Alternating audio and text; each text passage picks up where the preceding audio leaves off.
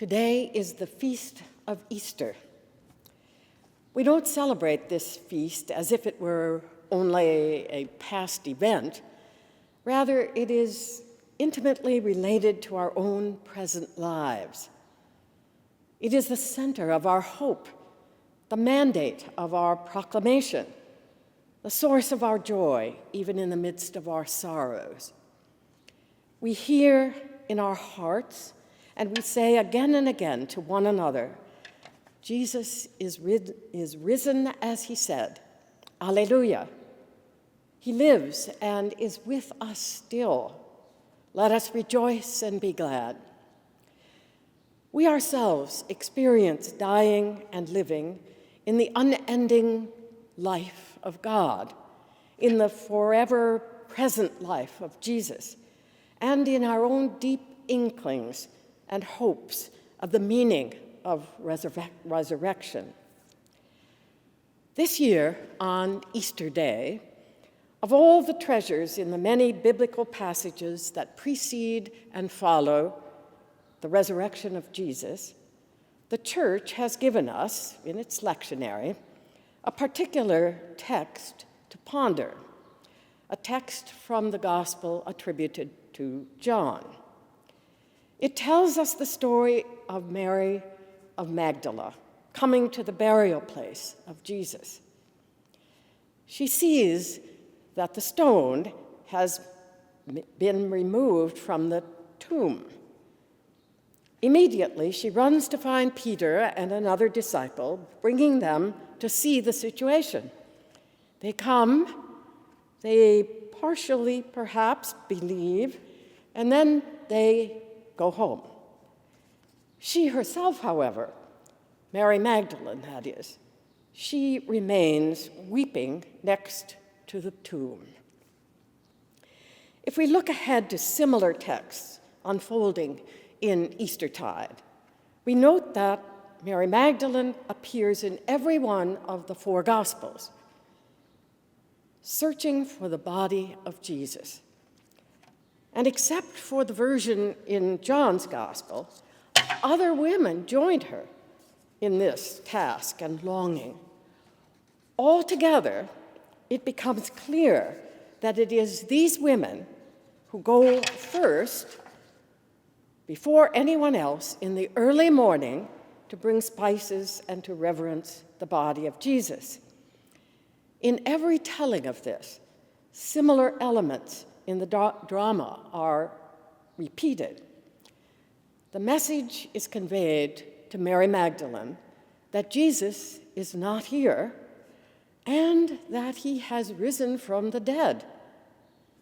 The other women are moved and, in some sense, commanded by angels to go quickly to tell the disciples that the body of Jesus is gone and that he is alive.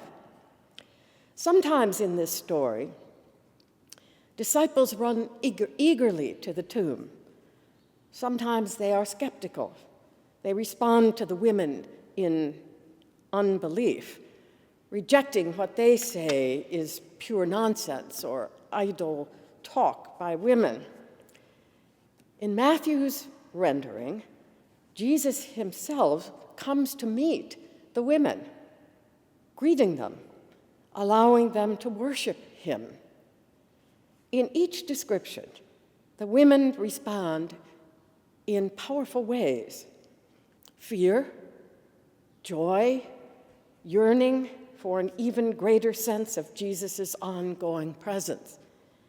The role and responses of these women cannot be underestimated if we seek to understand the meaning of resurrection, Jesus' resurrection and our own.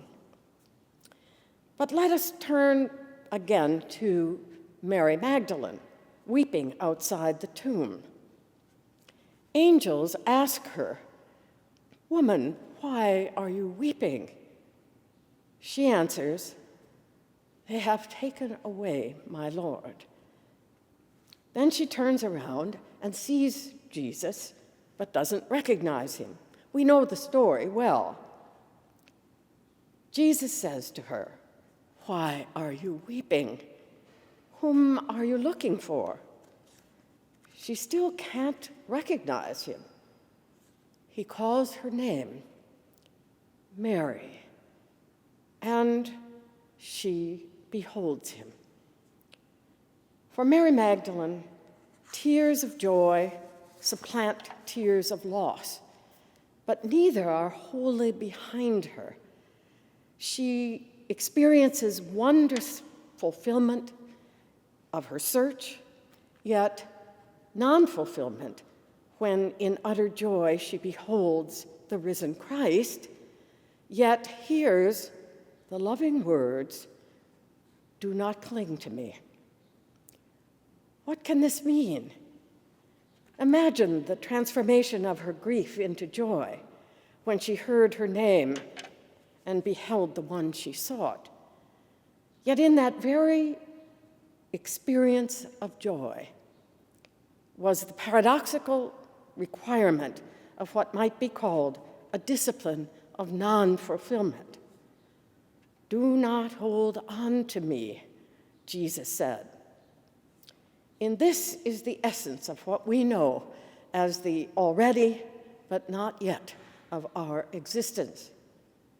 Do not yet hold on to me, because I have not yet ascended to the Father. We've learned something about sorrow and weeping, both from Jesus and from Mary Magdalene.